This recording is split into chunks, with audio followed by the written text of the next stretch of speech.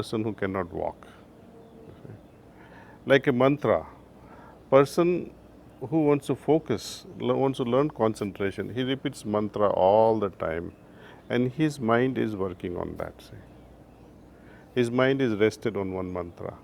Likewise, in this meditation, we rest our mind on one particular idea that presence of divine light is already there in my heart, and we remain open to this experience. We pray to Lord, whatever it be, I like to feel your presence the way you want it, not at my terms, but the way you feel fit, the way you feel that, okay, this fellow is deserving so much, I'm open to it.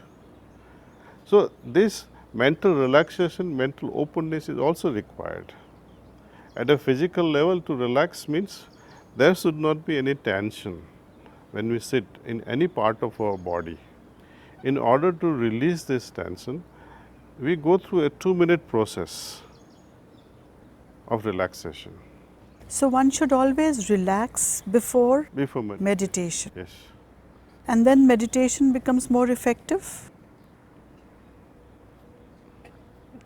Enjoy it.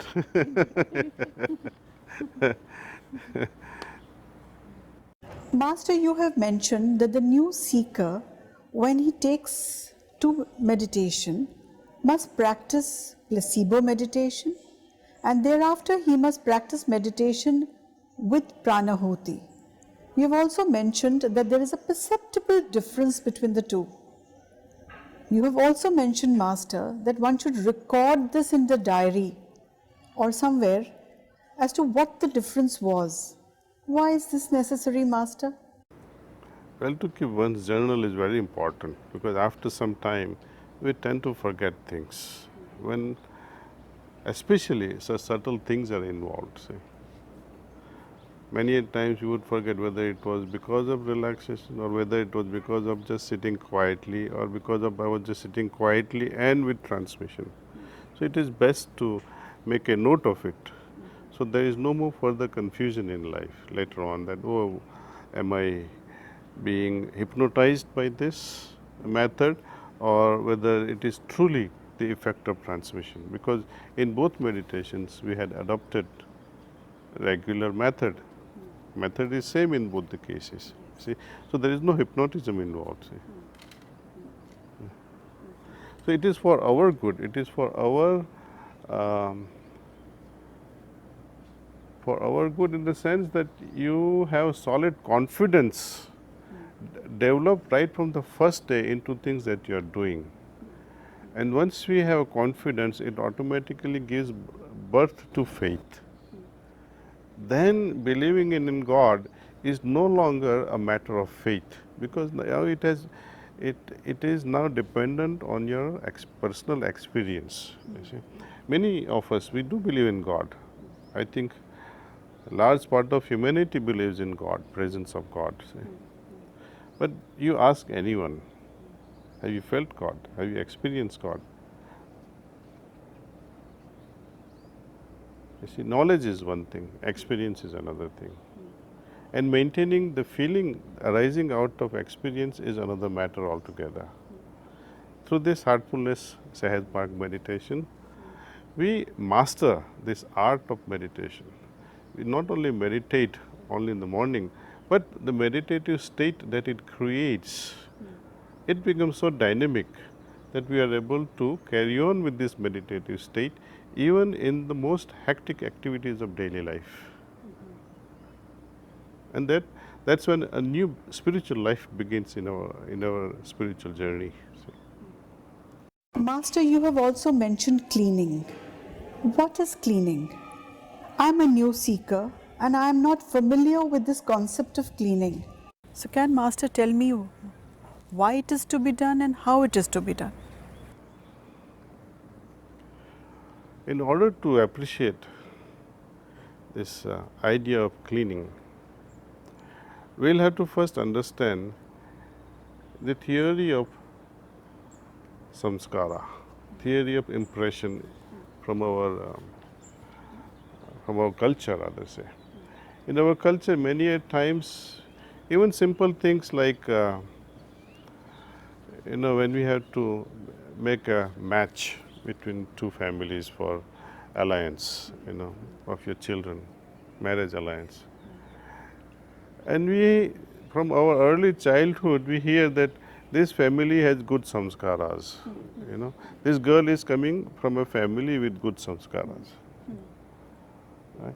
But as a child, we could never understand. But my master explained in a very beautiful way. He said that every action creates a particular reaction. Right? When this action is repeated, it is deepened. The impact is deepened. The effect of which percolates to our subconscious and affects the causal body. Right? He gave a very nice example.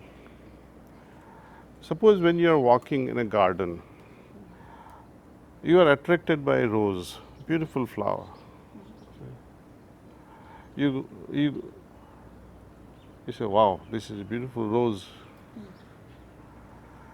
Next day you pass by, rose is bloom even bigger. It completely opened up and the beauty is exposed.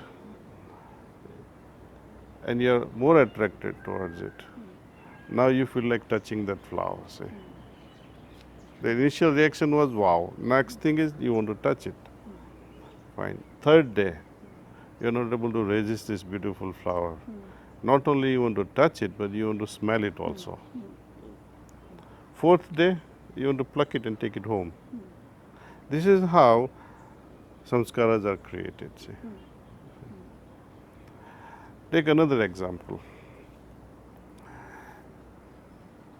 Let us see when I come to your office and you have an argument with a person who has come to visit you. Okay. My first impression about you would be, oh, they are always arguing with their people. See, I walk out from your office with this impression that he's an argumentative officer. See, which you may not be at all. So this impression has blocked my vision or blocked my understanding another person. Sometimes we hear something from our dear ones. It may be a joke, but that joke triggers a certain kind of impression in our mind and we misunderstand the other person. So impressions or samskaras, they deviate, they refract, or they somehow remove our ability to think clearly, perceive things clearly. We must perceive things as it is, without any previous ideas, previous impressions altering the reality of the object. This is at a worldly level. But when we are approaching spirituality and approaching God, imagine how much clarity we all must have when we approach God. See, I should not have any baggage from my past that God should be like this or God should be like that or must be like that or God must not be like that. Nothing of that sort. Only when we approach with a blank mind, blank heart, then we are able to see the reality as it is. Samskaras also can be said or is described as person wearing goggles.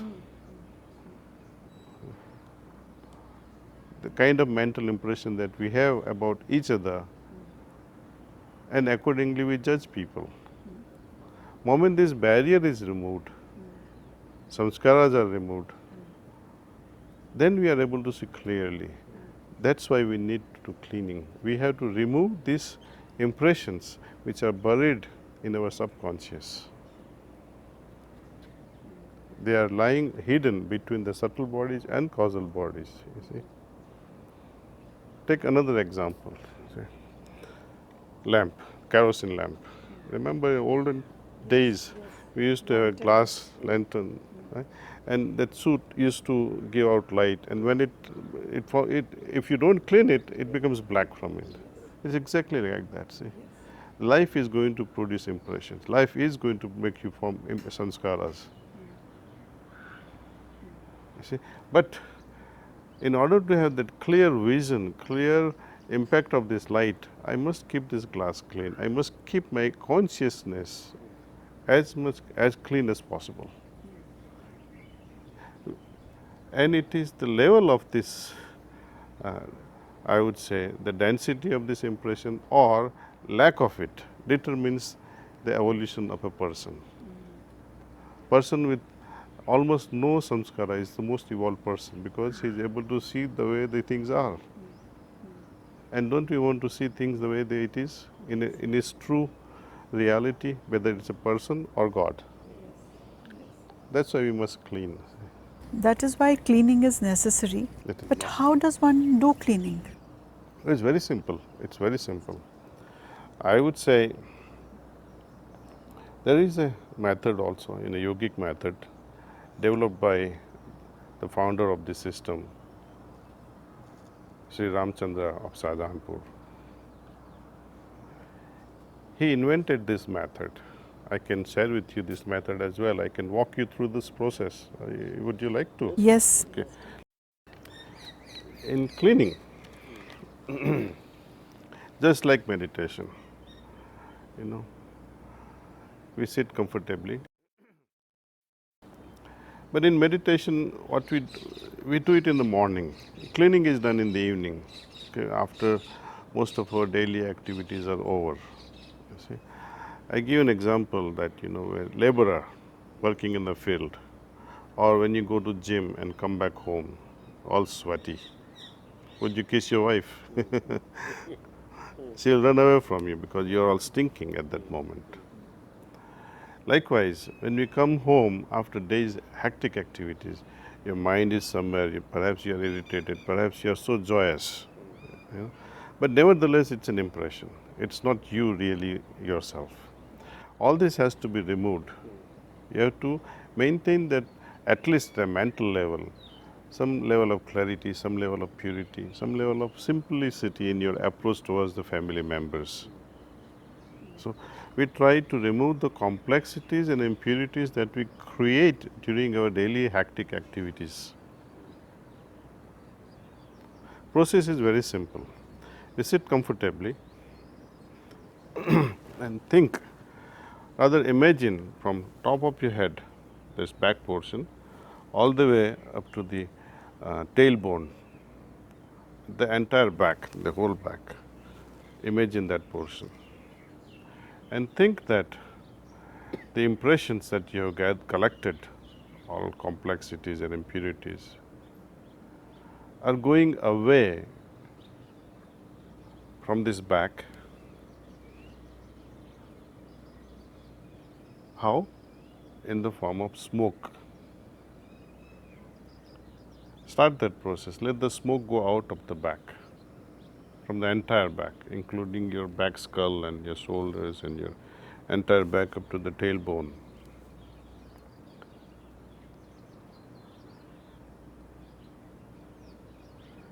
And then, after a few moments, as we go into this process, accelerate the ejection of this smoke, intensify this process, and let it go on for 20 to 25 minutes. After which you will automatically feel, when complexities are gone, you will feel inside simplicity will prevail inside. When impurities have gone, natural result will be that you will feel purity within. You will feel so light because heaviness of grossness has gone.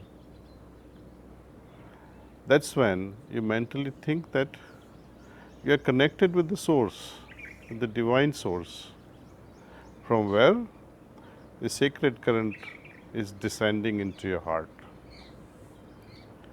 Think also that this divine current is helping you remove these complexities and impurities. It is helping you complete my cleaning.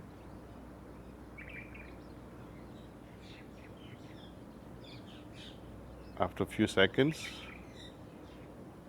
you think that this divine sacred current that is descended into my heart is now pervading all throughout my body.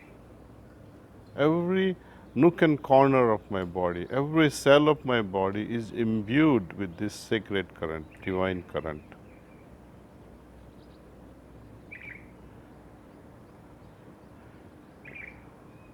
You will slowly start feeling that yes, now my body has become abode of God, abode of our Lord, a worthy vessel to carry Him all the way through. So, this is cleaning. Master, one question.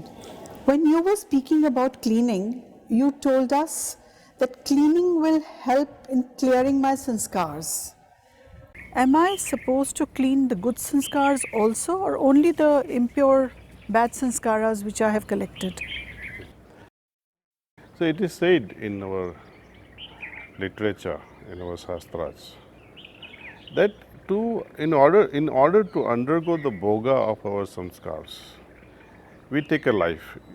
We are incarnated into this body to undo the effect of the samskaras. We are a baggage of all kinds of sanskaras, good and bad. If we have bad sanskaras, our life unfolds accordingly. If we have great samskaras, good samskaras so called, our life unfolds accordingly, luxurious life, trouble free life kind of thing. But no one's life is completely this way or that way. Our purpose, if it is liberation, where we make ourselves worthy in such a way that there are no samskaras left in me, then there is no recycling of my life, of my soul. You see, even if I have two small great samskaras left in me, I will have to undergo the bhoga of the good samskaras, for which I will have to take another birth. In that case, good samskaras are not helping me solve the riddle of life. So I must pray with an attitude